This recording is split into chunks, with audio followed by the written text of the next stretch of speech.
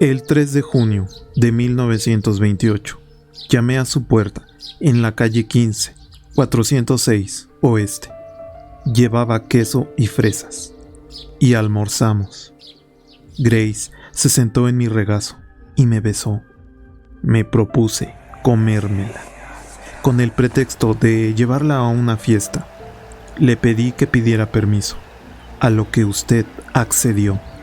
La llevé a una casa vacía que había elegido con anterioridad en Westchester.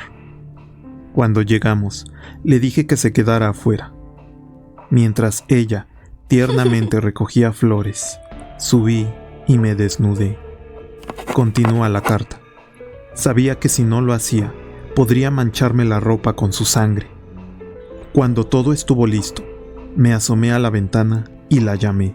Entonces me escondí en el armario hasta que ella estuvo en la habitación. Al verme desnudo, comenzó a llorar y trató de escapar por las escaleras. La atrapé y me dijo que se lo diría a su mamá. Primero la desnudé, cómo pataleó, arañó y me mordió, pero la asfixié hasta matarla. Luego la corté en pequeños pedazos para poder llevar la carne a mi habitación. Guisé su rico y tierno trasero. Me tomó 9 días comerme su cuerpo entero. No la violé, aunque podría haberlo hecho si lo hubiera deseado. Murió virgen. Soy Yael Aira y te doy la bienvenida a un nuevo episodio de Capilla Negra y te presento la historia de Albert Fish, mejor conocido como el vampiro de Brooklyn, un abuelo pederasta y caníbal. Secuestros, abusos, mutilaciones y asesinatos de niños.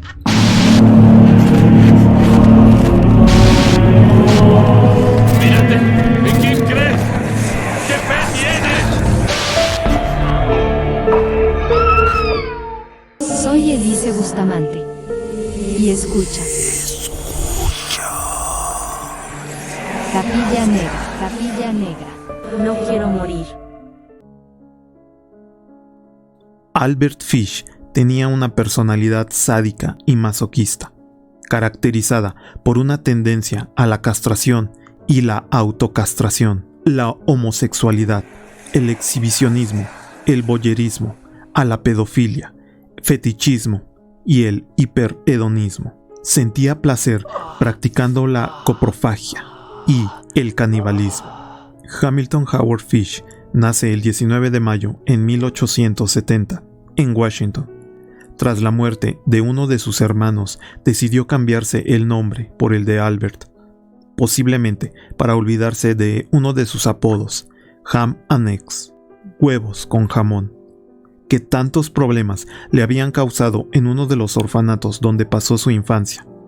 La madre no podía mantener a la familia, el padre había fallecido, así que ingresó al pequeño en un centro donde sufría constantes maltratos y abusos. Tan solo contaba con 5 años. Albert no intentaba escapar de dichos castigos, todo lo contrario, el pequeño anhelaba que llegase ese momento. Sentía placer con cada paliza, lograba alcanzar el orgasmo. Ahí empezaron sus tendencias masoquistas. Describían a Fish como problemático, se infligía cortes y golpes en el cuerpo, y también propinaba a otros compañeros. Coleccionaba recortes de prensa donde se hablaba de crímenes y admiraba a los caníbales. Podemos decir que se sentía identificado con el hecho de comer carne humana. Algunos expertos apuntan que este carácter se debió a la infancia que vivió y sobre todo a las 2 generaciones de enfermedades psiquiátricas que habían padecido varios miembros de su familia, hasta un total de 7 personas de su parentesco más directo, entre ellas su madre, que escuchaba voces y tenía fuertes alucinaciones. Una vez que se gradúa en la escuela, con 15 años, empieza a frecuentar baños públicos para ver a jóvenes desnudos y practicar sexo con ellos. Acaba ejerciendo la prostitución con hombres y violando a alguno de ellos durante gran parte del día. El resto del tiempo actúa como esposo y padre perfecto. Esa doble vida comienza en 1898, cuando se casa con una mujer 9 años menor que él, con la que concibe 6 hijos. Aparentemente, Fish se dedicaba a pintar casas y a la decoración de interiores, pero eso solo era una pantalla que le servía para establecer contacto con jovencitos. Nunca repetía en el mismo lugar. Viajaba constantemente por todo el país. Estuvo hasta en 22 estados, donde cometió multitud de perversiones con menores. Cuando empezaban los problemas, se marchaba. Y así fue su vida durante años. Esa obsesión por el dolor le llevó a autoinfligirse castigos y mutilaciones. Se clavaba alfileres en la pelvis y en los genitales. Rebozaba su cuerpo desnudo sobre rosales repletos de espinas y hasta le encontraron masturbándose en su habitación mientras se golpeaba la espalda con un palo con clavos. La sugestión que le provocaban aquellos actos le hacía omnibularse con la idea del pecado. Sufría todo tipo de alucinaciones religiosas y solo expiaba sus culpas mediante el castigo físico. Aquel dogma lo llevó al extremo, afirmando en múltiples ocasiones ser Jesucristo o San Juan, y que el Todopoderoso era quien le ordenaba cometer sacrificios humanos. Era lógico que las autoridades decidieran ingresarle en un centro psiquiátrico. Sin embargo, aunque fue internado 3 veces, le dejaban salir al no demostrarse que estuviese enfermo mental. Parece ser que la personalidad psicopática de carácter sexual que sufría Fish no era suficiente para mantenerlo en un centro.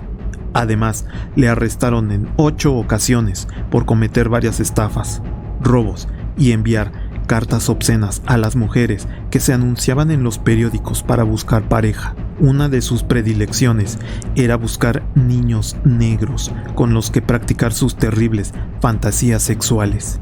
Sin embargo, la primera víctima que desapareció fue de raza blanca. Se trataba de un niño llamado Billy Gaffney. El 11 de febrero de 1927 fue raptado por Fish mientras jugaba con otros 2 amigos en la puerta de su casa. Cuando el mayor se percató que el pequeño no estaba, otro de los niños le contó que se lo había llevado el Coco, un anciano de complexión delgada, con cabello y bigote gris. Esa fue la descripción que dieron por primera vez de este abuelo asesino. Jamás se encontró el cuerpo de Billy. Sin embargo, el único asesinato por el que se pudo juzgar a Fish fue el de la pequeña Grace Bott, una niña de tan solo 10 años. Este crimen lo cometió gracias a su rostro aparentemente amable y pacífico, y, por supuesto, a su poder de convicción. Ted, el hermano mayor de la pequeña, publicó un anuncio en el periódico en el que pedía una oportunidad laboral.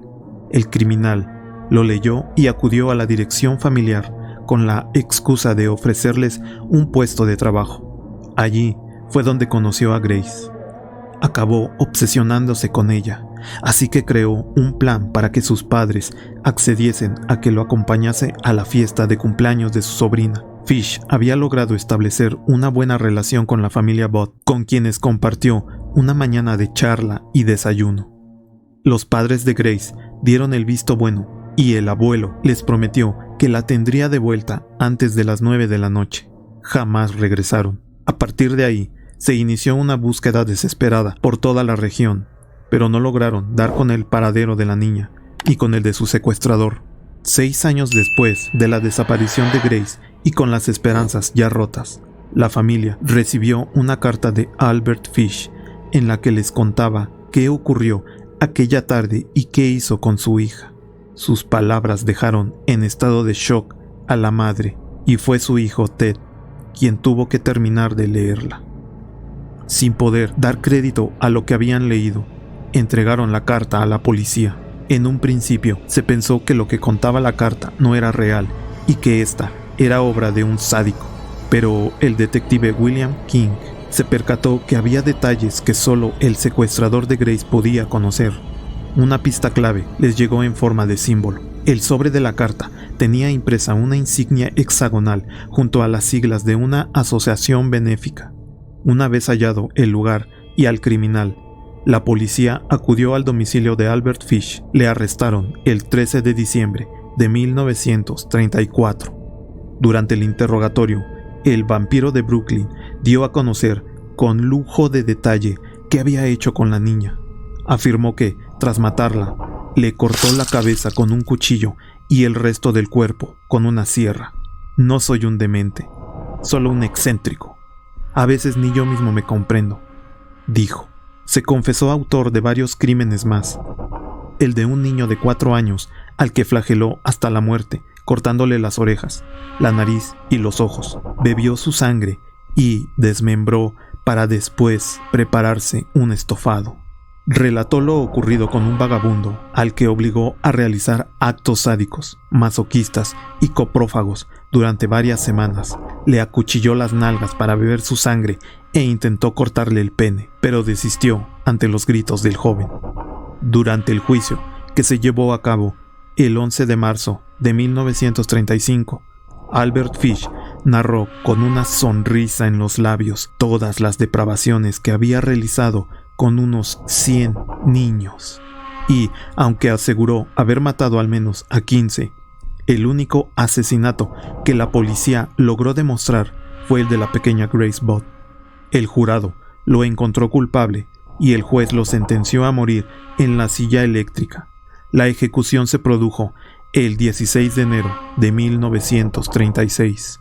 Entre los periodistas congregados se encontraba el reportero del Daily News, que escribió lo siguiente: sus ojos llorosos destellaron de alegría ante la idea de ser sometido a un calor mucho más intenso comparado con el que usualmente se quemaba para satisfacer su lujuria.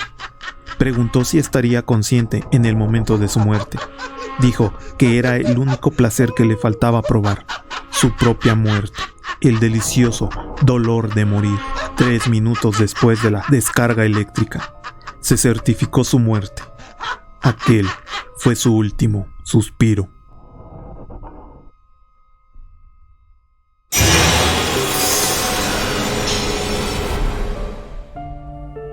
Muchas gracias por escuchar este episodio. Si eres nuevo, sigue al canal y dale like al contenido. Compártelo para que más personas lo conozcan y podamos seguir creciendo. Nos encontrarás en Spotify, Apple Podcast, Amazon Music, YouTube y Twitter como Capilla Negra. Si gustas apoyar este proyecto, puedes hacer un donativo por medio de PayPal, dando clic en el link que aparece en la información del canal. Si tienes una historia que te gustaría que contara, escribe al correo oficial que aparece en la descripción del canal. Para recomendaciones de series, cine de terror y gore, sigue a Yael-Aira en Facebook, Instagram y TikTok. Violaciones, masacres, desmembramientos, las historias más sanguinarias de crímenes y asesinos seriales las encontrarás en Capilla Negra. Soy Yael-Aira. Si bailas con el diablo es quien te cambia. Te deseo perturbadores sueños.